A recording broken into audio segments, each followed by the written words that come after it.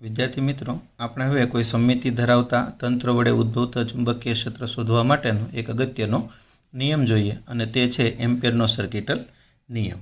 મિત્રો, બાયો-સાવર્ટના નિયમને વધુ સારી અને સચોટ રીતે દર્શાવવાની રીત એટલે આ એમ્પિયરનો સર્કિટલ નિયમ છે। તો એમ્પિયરનો સર્કિટલ નિયમ સમજવા માટે આકૃતિમાં દર્શાવ્યા પ્રમાણે સીમા રેખા ધરાવતી એક મુક્ત એટલે કે ખુલ્લી સપાટી ધ્યાનમાં લો। આ સપાટીમાંથી ધારો કે પ્રવાહ I પસાર થાય છે, તો આપણે આ સીમા રેખાને ખૂબ નાના ખંડોમાં વહેંચાયેલી ગણી શકીએ। જેમ કે ધારો કે આના પર આપણે એક સૂક્ષ્મખંડ લઈએ છીએ જેની લંબાઈ dl છે, તો આવો એક સૂક્ષ્મખંડ આપણે ધ્યાનમાં લઈએ તો આ ખંડ માટે ચુંબકીય ક્ષેત્રનો સ્પર્શીય ઘટક જે છે એ bt કહીએ, તો આ ખંડની લંબાઈનો bt સાથેનો ગુણાકાર કરીએ તો આપણને કંઈક આ મુજબ મૂલ્ય મળશે। તમે જોઈ શકો છો bt અને dlનો ગુણાકાર કરીએ તો bt dl એટલે કે bt dl cos 0, કારણ કે તમે જોઈ શકો છો કે જો હું અંગૂઠો પ્રવાહની દિશામાં રાખીશ તો આંગળીઓ છે એ આવી રીતે વીંટળાશે જે ચુંબકીય ક્ષેત્ર રેખાઓ દર્શાવશે। અને તમે જાણો છો કે ચુંબકીય ક્ષેત્ર રેખાને કોઈ પણ બિંદુએ દોરેલો સ્પર્શક એ તે બિંદુએ ચુંબકીય ક્ષેત્રની દિશા દર્શાવે। આથી આ ચુંબકીય ક્ષેત્ર bt અને આ dlનો ગુણાકાર કરીએ તો આપણને આ મુજબ મળે bt dl cos 0, અને cos 0 1 છે એટલે bt dl મળી જશે, પણ તમે જાણો છો કે cos આવે એટલે ડોટ ગુણાકાર થાય એટલે bt ડોટ dl થશે। હવે ખંડો સૂક્ષ્મ થતા જાય અને તેની સંખ્યા વધતી જાય તેવું કોઈક લક્ષ વિચારો, તો આવા બધા ખંડો માટે bt અને dlના ગુણાકારોનો જે સરવાળો છે તે સંકલનમાં પરિણમશે। તો એમ્પિયરનો સર્કિટલ નિયમ જણાવે છે કે કોઈ બંધ ગાળા પર ચુંબકીય ક્ષેત્રનું રેખા સંકલન એ બંધ ગાળામાંથી પસાર થતા વિદ્યુત પ્રવાહ I અને μ0 એટલે કે શૂન્ય અવકાશની પરમિએબિલિટીના ગુણાકાર જેટલું હોય છે। તો એમ્પિયરનો સર્કિટલ નિયમ છે કે કોઈ બંધ ગાળા પર ચુંબકીય ક્ષેત્રનું રેખા સંકલન એ બંધ ગાળામાંથી પસાર થતા વિદ્યુત પ્રવાહ અને μ0ના ગુણાકાર જેટલું હોય છે। તો આ જે છે એમ્પિયરના સર્કિટલ નિયમનું મેથેમેટિકલ એટલે કે ગાણિતિક સ્વરૂપ છે, જ્યાં I એ સપાટીમાંથી પસાર થતો કુલ વિદ્યુત પ્રવાહ છે અને આ સંકલન એ આ સપાટીને સમાવતી સીમાના બંધ ગાળા પર લેવામાં આવે છે। એમ્પિયરનો આ જે સર્કિટલ નિયમ છે એટલે કે આ જે સમીકરણ છે તે જમણા હાથના નિયમ વડે દર્શાવાતી સંજ્ઞા પ્રણાલિકાનું પાલન કરે છે। અહીં જમણા હાથની આંગળીઓને આ સીમા પર જે દિશામાં જવાના હોઈએ તે દિશામાં વાળો, એટલે કે જે દિશામાં રેખા સંકલન લેવાનું હોય તે દિશામાં આંગળીઓને વાળો। આથી આ વિસ્તરેલો જે અંગૂઠો છે એની દિશામાંના પ્રવાહોને ધન ગણવાના અને એની વિરુદ્ધ દિશામાંના પ્રવાહોને ઋણ ગણવાના। જો આ રેખા સંકલન આપણે આ સમઘડીને બદલે વિષમઘડી લઈએ તો આંગળીઓને આવી રીતે વાળવાની, તો આ દિશામાં અંગૂઠો વિસ્તરશે તો આ દિશામાંના પ્રવાહોને ધન ગણવાના અને એની વિરુદ્ધ દિશામાંના પ્રવાહોને ઋણ ગણવાના। આ રીતે આ જે પ્રવાહ I છે એ કુલ વિદ્યુત પ્રવાહ છે, એટલે કે વિદ્યુત પ્રવાહોનો બેઝિક સરવાળો છે। અંગૂઠામાંની દિશામાંના પ્રવાહોને ધન ગણવાના અને એની વિરુદ્ધ દિશામાંના પ્રવાહોને ઋણ ગણવાના। અહીં આકૃતિમાં આપણે પ્રવાહ એક જ દિશામાં લીધો છે એટલે આ દિશામાંના પ્રવાહોને આપણે ધન ગણીશું, પણ જો આપણે આમાંથી અમુક પ્રવાહ આ દિશામાં જતો હોય અને અમુક પ્રવાહ આ દિશામાં હોય તો આપણે અંગૂઠાની દિશામાંના પ્રવાહોને ધન ગણીશું અને વિરુદ્ધ દિશામાંના પ્રવાહોને ઋણ ગણીશું, અને આ પ્રવાહ જે છે એ મેળવવા માટે આ બધા પ્રવાહોનો બેઝિક સરવાળો કરીશું। હવે ધારો કે આ ગાળાની લંબાઈ L માટે B છે એ સ્પર્શકની દિશામાં છે અને ધારો કે આ ગાળા વડે ઘેરાયેલો વિદ્યુત પ્રવાહ IE છે, તો આ સંકલનનો જે નિયમ છે એમાં B dl cos 0, કારણ કે B અને dl બંને એક દિશામાં છે તો B dl cos 0 = μ0 IE થશે। માટે આ B તો દરેક બિંદુએ સીમારેખાના દરેક બિંદુએ ચુંબકીય ક્ષેત્રનું મૂલ્ય સમાન છે, તો એ અચળ હોય તો સંકલનની બહાર કાઢીએ તો સંકલન dl cos 0 = 1 થશે અને μ0 IE માટે B અને આ સંકલન dl એટલે આવા dl જેવા ખંડો છે એનો સરવાળો કરીએ તો આ સીમારેખાની કુલ લંબાઈ આપણને L મળશે, તો BL = μ0 IE થશે। તો આ મુજબ આપણે અહીંયા ચુંબકીય ક્ષેત્ર છે B એ શોધી શકીએ છીએ। આમ આ નિયમ જે છે એમ્પિયરનો સર્કિટલ નિયમ એ જ્યારે કોઈ સમમિતિ ધરાવતું તંત્ર હોય, એટલે કે વિદ્યુત પ્રવાહ આધારિત અનંત લંબાઈનો સીધો તાર હોય, સોલેનોઇડ હોય કે પછી ટોરોઇડ હોય ત્યારે એમ્પિયરના નિયમની મદદથી ચુંબકીય ક્ષેત્રની ગણતરી છે એ આપણે સહેલાઈથી કરી શકીએ છીએ। વિદ્યાર્થી મિત્રો, હવે આપણે પ્રવાહાધારિત અનંત લંબાઈના તારને લીધે મળતા ચુંબકીય ક્ષેત્ર અંગેના કેટલાક મહત્વના મુદ્દાઓ વિચારીએ। અગાઉ આપણે જોયું તેમ કે અનંત લંબાઈના પ્રવાહાધારિત સીધા તારથી લંબરૂપે r અંતરે ઉદ્ભવતું ચુંબકીય ક્ષેત્ર B બરાબર μ0I/2πr વડે અપાય છે। તો આ ચુંબકીય ક્ષેત્ર અંગેના મહત્વના મુદ્દામાં પહેલો મુદ્દો જોઈએ કે જો તારને અક્ષ તરીકે લઈએ અને r ત્રિજ્યાના વર્તુળ દોરીએ તો દરેક બિંદુએ એટલે કે વર્તુળના દરેક બિંદુએ ચુંબકીય ક્ષેત્રનું મૂલ્ય એક સરખું હોય છે, કારણ કે વર્તુળ પરના દરેક બિંદુ તારથી એક સમાન અંતરે આવેલા છે, એટલે દરેક બિંદુએ ચુંબકીય ક્ષેત્રનું મૂલ્ય એક સમાન હશે। આવી રીતે જો તમે વર્તુળ દોરો તો આ વર્તુળો છે એ નળાકાર રચે છે।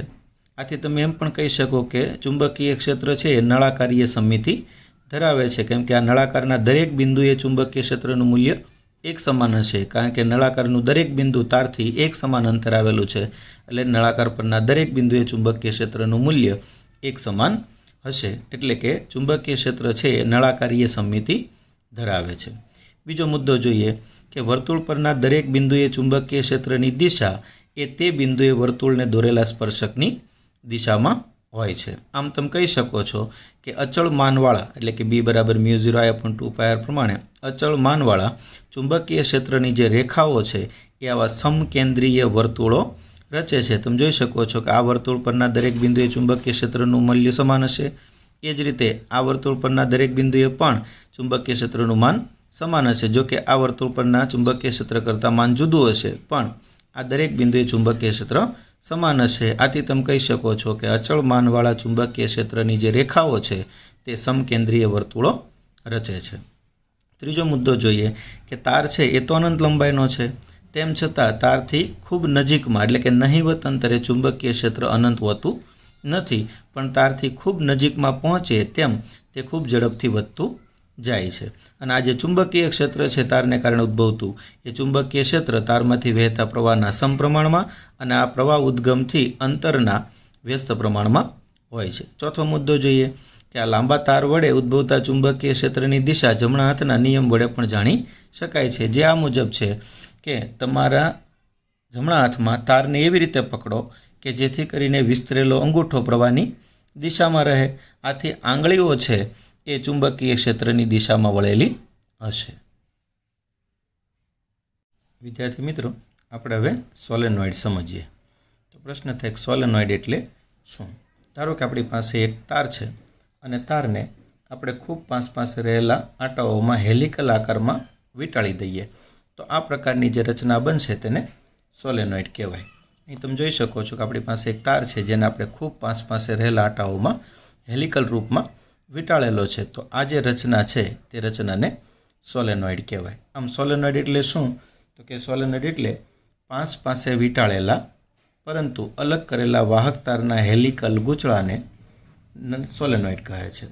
હવે જે સોલેનોઇડની ત્રિજ્યાની સરખામણીમાં તેની લંબાઈ ઘણી વધુ હોય તે સોલેનોઇડને લાંબો સોલેનોઇડ કહીશું, અને જે સોલેનોઇડની ત્રિજ્યાની સરખામણીમાં તેની લંબાઈ ઘણી ઓછી હોય તેને આપણે ટૂંકો સોલેનોઇડ કહીશું। આમ તમે જો તારને એટલે કે લાંબા તારને ખૂબ પાસે રહેલા આટાઓમાં હેલિકલ આકારમાં વીંટાળીને રચના બનાવશો તો એ રચનાને આપણે સોલેનોઇડ કહીશું। અહીં સોલેનોઇડનો દરેક આંટો જે છે તે વર્તુળાકાર ગાળો ગણી શકાય છે, અને એક આંટાને કારણે આંટાની નજીક મળતી ચુંબકીય ક્ષેત્રની રેખાઓ જે છે એ સુરેખ તારને કારણે મળતી ચુંબકીય ક્ષેત્ર રેખાઓ જેવી જ વર્તુળાકાર હોય છે।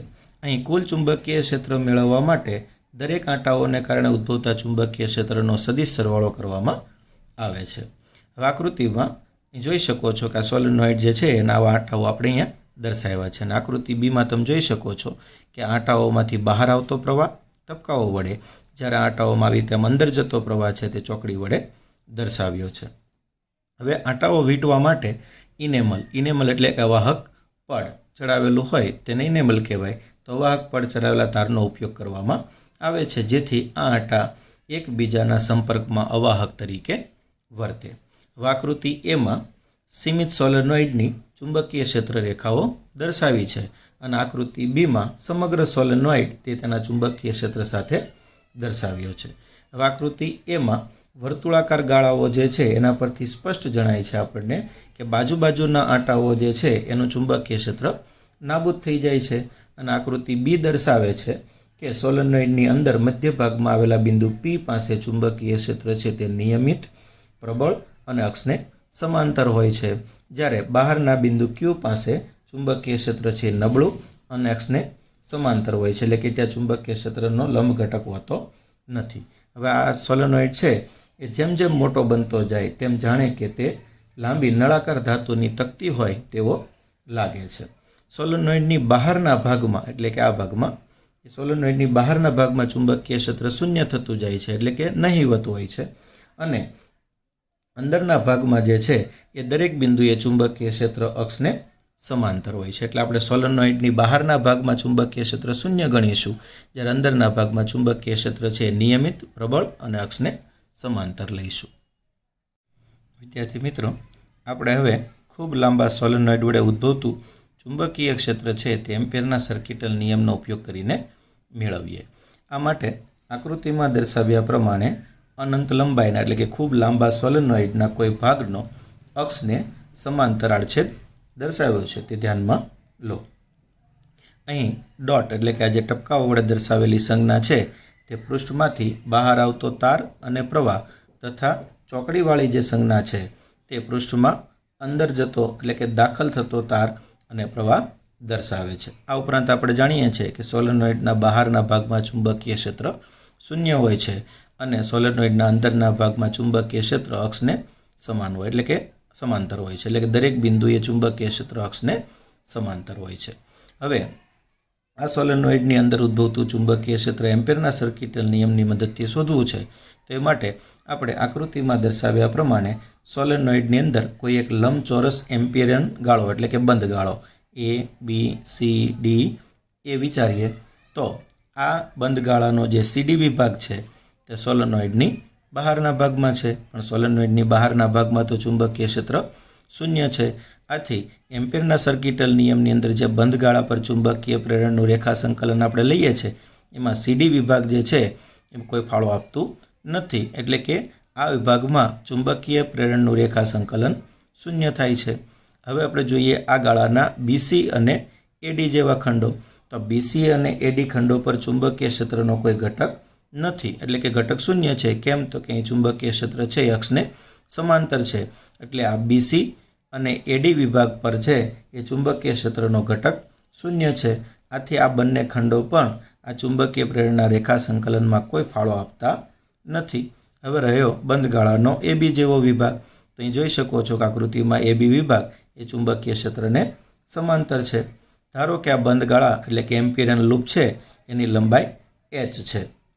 ધારો કે આ સોલેનોઇડની અંદર એકમ લંબાઈ દીઠ આંટાની સંખ્યા n છે, તો આવા h લંબાઈ દીઠ આંટાની સંખ્યા જે છે તે n જેટલી થશે। તો આમાં સોલેનોઇડમાં કુલ આંટાઓ આપણે લઈએ છીએ તે કેપિટલ N જેટલા લીધા હોય, પણ આપણે તો અહીંયા એમ્પિયરન લૂપમાં આંટાઓની સંખ્યા જોઈએ છે તો એ n જેટલી થશે, એટલે એકમ લંબાઈ દીઠ n આંટા, તો આ બંધ ગાળાની h લંબાઈ દીઠ કેટલો, તો એ n જેટલા કુલ આંટા થશે। હવે ધારો કે આ સોલેનોઇડમાંથી વહેતો પ્રવાહ I છે, એટલે કે સોલેનોઇડના દરેક આંટામાંથી વહેતો પ્રવાહ I છે, તો આવા NH આંટામાંથી વહેતો પ્રવાહ NHI જેટલો થશે। તો બંધ ગાળા વડે ઘેરાયેલો વિદ્યુત પ્રવાહ એ NHI જેટલો થશે, જેને આપણે I વડે દર્શાવીએ। હવે અહીં ચુંબકીય ક્ષેત્રનું મૂલ્ય છે એ મેળવવું છે ને એમાં એમ્પિયરના સર્કિટલ નિયમનો ઉપયોગ કરીએ તો એમ્પિયરના સર્કિટલ નિયમ મુજબ BL = μ0 IE, જ્યાં L એ એમ્પિયરન લૂપની લંબાઈ છે અને IE એ એમ્પિયરન લૂપ વડે ઘેરાયેલો વિદ્યુત પ્રવાહ છે। તો અહીંયા L લંબાઈ આપણે h લીધેલી છે, તો L બરાબર h મૂકીએ અને IE એ બંધ ગાળા વડે ઘેરાયેલો વિદ્યુત પ્રવાહ NHI છે, તો બંને બાદથી h કેન્સલ થશે એટલે સૂત્ર વધશે B બરાબર μ0 NI, જે સોલેનોઇડના અંદરના ભાગમાં ઉદ્ભવતા ચુંબકીય ક્ષેત્રનું મૂલ્ય છે। અને તમે જાણો છો કે આ ચુંબકીય ક્ષેત્ર અક્ષને સમાંતર હોય છે, આ માટે આપણે જમણા હાથના નિયમનો ઉપયોગ કરી શકીએ। તો તમે જોઈ શકો છો કે આંગળીઓ છે એ બહાર આવતો પ્રવાહ છે તો પ્રવાહની દિશામાં વીંટાળીએ તો અંગૂઠો આ તરફ ખુલશે, આથી આ ચુંબકીય ક્ષેત્રની દિશા આ દિશામાં લઈશું।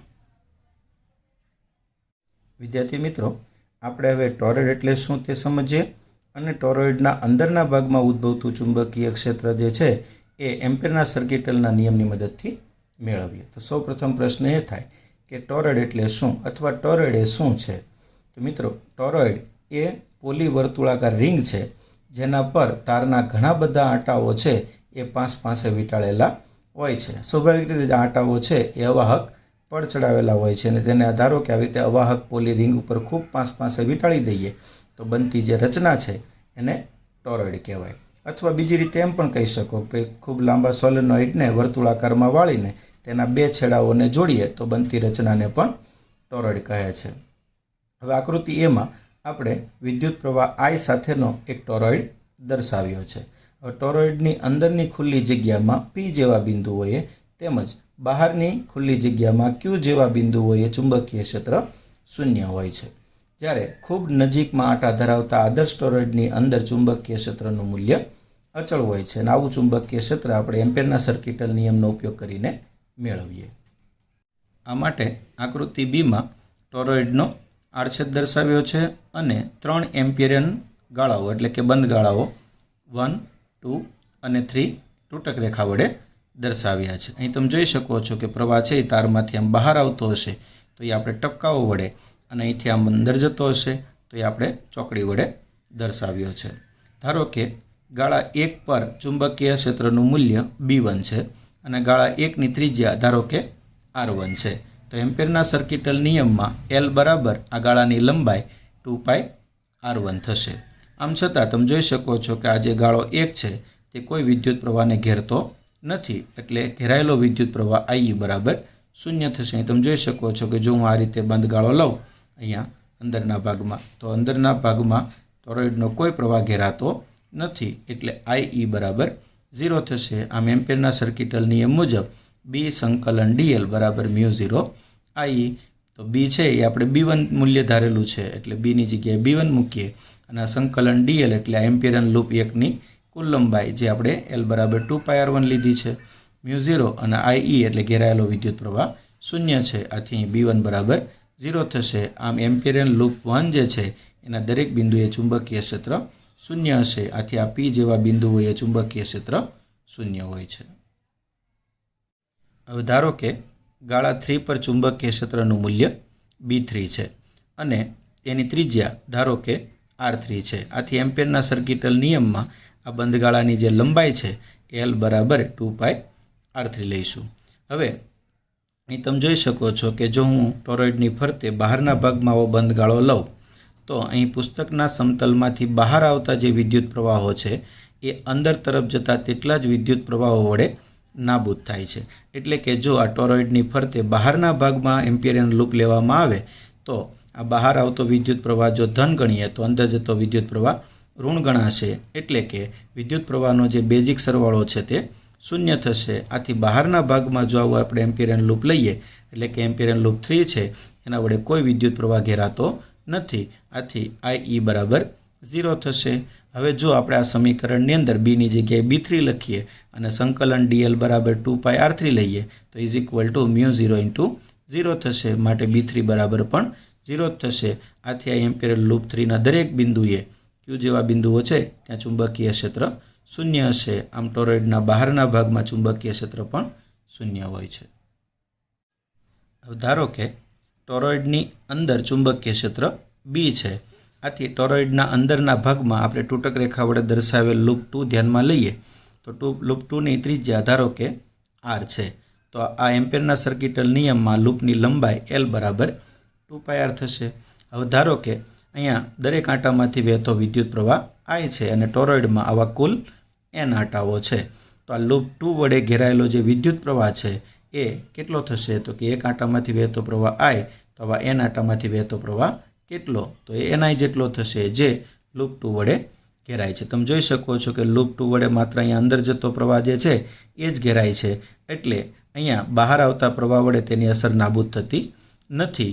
આથી આપણે એમ કહી શકીએ કે લૂપ 2 છે એના વડે ઘેરાયેલો વિદ્યુત પ્રવાહ IE is equal two NI જેટલો થશે। હવે એમ્પીયરના સર્કિટલ નિયમમાં L બરાબર 2πr અને IE બરાબર NI મૂકીએ તો સમીકરણ આ મુજબ થશે B × 2πr is equal to μ0 NI આ 2πr છેદમાં જશે તો B બરાબર μ0 NI ના છેદમાં 2πr। ધારો કે ટોરોઇડના એકમ લંબાઈ દીઠ આંટાની સંખ્યા N છે તો N બરાબર કેપિટલ N ના છેદમાં 2πr થશે માટે આ N પણ 2πr બરાબર સ્મોલ n લખીએ તો ટોરોઇડના અંદરના ભાગમાં ચુંબકીય ક્ષેત્રનું મૂલ્ય B બરાબર μ0 NI જેટલું થશે। હવે મિત્રો આદર્શ ટોરોઇડ હોય તો એમાં આંટાઓ વર્તુળાકાર હોય છે, પરંતુ વાસ્તવમાં તો ટોરોઇડના ગૂંચળામાં આંટાઓ હેલિક્સ એટલે કે હેલિકલ હોય છે. આથી ટોરોઇડની બહારના ભાગમાં થોડુંક ચુંબકીય ક્ષેત્ર તો મળે જ છે. વિદ્યાર્થી મિત્રો, આપણે હવે બે સમાંતર વિદ્યુત પ્રવાહધારિત વાહકો વચ્ચે લાગતું બળ છે તેને સમજીએ. આ માટે આકૃતિમાં દર્શાવ્યા પ્રમાણે એકબીજાથી ડી અંતરે રહેલા બે સમાંતર લાંબા વાહકો એ અને બી દર્શાવ્યા છે, જેમાંથી અનુક્રમે IA અને IB પ્રવાહ પસાર થાય છે. હવે એ વાહક દ્વારા બી વાહક પર દરેક બિંદુએ સમાન ચુંબકીય ક્ષેત્ર બી એ ઉત્પન્ન થાય છે, કારણ કે તમે જોઈ શકો છો કે આ પ્રથમ વાહકથી બીજો વાહક સમાન અંતરે છે, એટલે કે પ્રથમ વાહકથી બીજા વાહકનું દરેક બિંદુ ડી જેટલા સમાન અંતરે છે. આથી એને લીધે બી પાસે ઉદ્ભવતું ચુંબકીય ક્ષેત્ર એ સમાન હશે. હવે આ ચુંબકીય ક્ષેત્ર છે એની દિશા એ જમણા હાથના નિયમ મુજબ અધો દિશામાં એટલે કે નીચે તરફની દિશામાં મળશે. તમે જોઈ શકો છો કે અહીં અંગૂઠો પ્રવાહની દિશામાં રાખું તો આંગળીઓ આ બાજુના બિંદુએ બહાર આવતી હશે, તો આ બાજુના બિંદુએ અંદર તરફ જતી હશે, એટલે કે નીચે તરફ અધો દિશામાં હોય છે.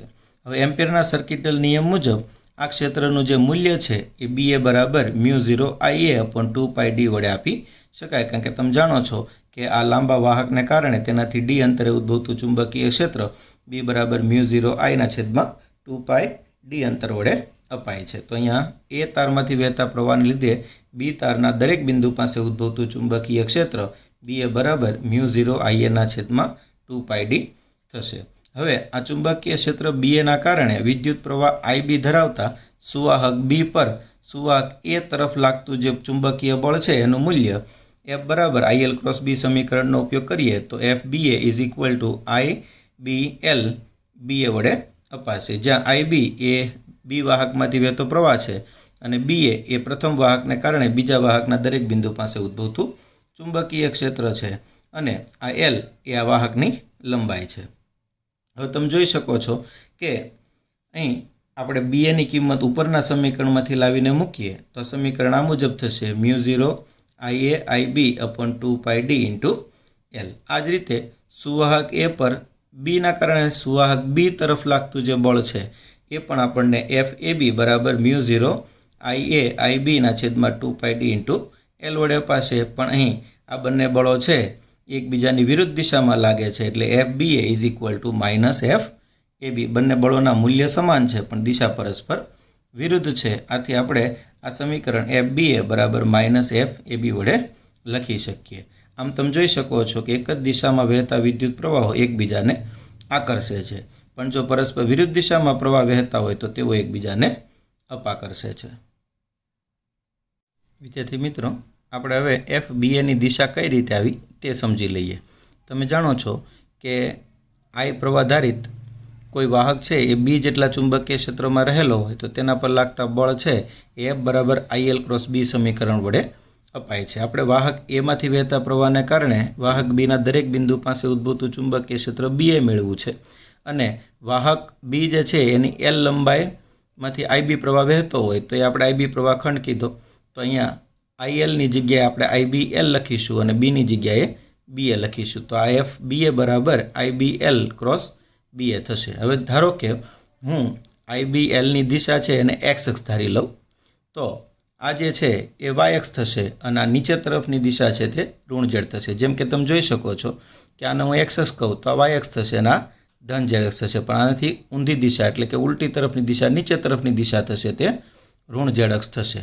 આથી આપણે જો X અક્ષની દિશામાં IBL લઈએ અને ઋણ Z અક્ષની દિશામાં BA હોય તો આ ક્રોસ ગુણાકારમાં IBL × I કેરેટ લખાશે અને BA × K કેરેટ, પણ ઋણ Z અક્ષની દિશા છે એટલે -K કેરેટ લખાશે. આથી આ પદ થશે -IBL BA અને I×K, પણ I×K બરાબર તો -J થાય એટલે એ માઇનસ અને આ માઇનસ પ્લસ થઈ ગયું એટલે અહીંયા પદ મળશે આપણને IBL BA × J કેરેટ, જે દર્શાવે છે કે FBA એ ધન Y અક્ષની દિશામાં લાગે છે એટલે કે વાહક એ તરફ લાગે છે. આમ વાહક એમાંથી વહેતા પ્રવાહને કારણે વાહક બી પર BA જેટલું ચુંબકીય ક્ષેત્ર ઉત્પન્ન થાય અને તેના પર આ IB પ્રવાહ ખંડ છે એના પર ચુંબકીય ક્ષેત્રને કારણે FBA જેટલું બળ લાગે છે તે વાહક ए तरफ लागे छे। आम वाहक ए वाहक बी ने पोताना तरफ आकर्षे छे। आ ज रीते वाहक बी मांथी प्रवाह वहे छे, तेना कारणे वाहक ए पर चुंबकीय क्षेत्र उत्पन्न थशे अने एना चुंबकीय क्षेत्रमां आ आई प्रवाहधारित खंड पर वाहक बी तरफ बळ लागशे। आम जो बंने वाहकोमांथी प्रवाह एक ज दिशामां वहेतो होय तो तेओ एकबीजाने आकर्षे, अने जो परस्पर विरुद्ध दिशामां प्रवाह वहेतो होय तो तेओ एकबीजाने अपाकर्षे।